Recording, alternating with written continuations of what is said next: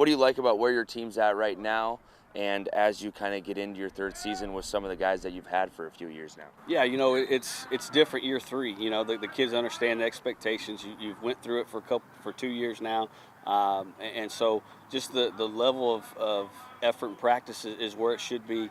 Our the consistency of practice, how fast our practice moves, is so much better now than when we first started year one. So things are going well. We're excited about where we're at, and we just got to keep getting better. How do you build on an 8-win season last year? I think you try to get consistent to where it's not just winning a big game here and there. It's getting where you can play and play with everybody in our conference every game. And so that's really what we've worked in the offseason is trying to get the kids to understand that it's about being consistently good and being able to be in every game, not just win a big one here and there. And so that's really what we've pushed this offseason. We started when Thanksgiving was over, going before school and after school. And so the kids put in a lot of time and a lot of effort to try to be successful. It's exciting that it's here now, and they get a chance to go do that.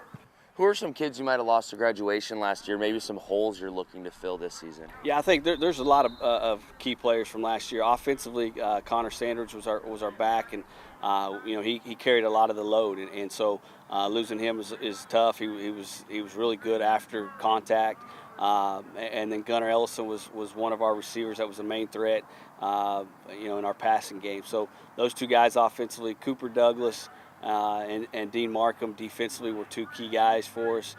So we lost 26 seniors and a lot of starters. That just names four of them, but there was a lot of key players on our team last year that graduated.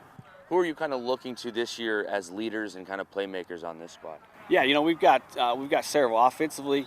Wyatt Woods is back as our quarterback. This is year 2 for him as quarterback. As a sophomore, he played our safety, and so now just having a year of experience at quarterback, and so he'll lead our offense. James Rexrow is a guy that we'll use in multiple different ways, but had a big season for us last year, made some big plays, so we'll look for him for leadership. And then on the offensive line, Carter Nation has started. This will be his 3rd year as a starter, and so he'll lead us. But Mason Mitchell and Miles Lozano both started a year ago. So there's some guys that have played last year that went through some of that the experience and won some of those games on the offensive side that will look for leadership. From the defensive side, Zion Allen, it will be his 3rd year starting in the secondary, and so we look for him to kind of have a leadership role there. Kendall Kerbo and Cole Gimlin are 2 linebackers back that'll try to provide leadership in our linebacker area. And then up front, Logan Hunt and Caden White will be guys that we look for leadership. So we got some guys returning in each spot.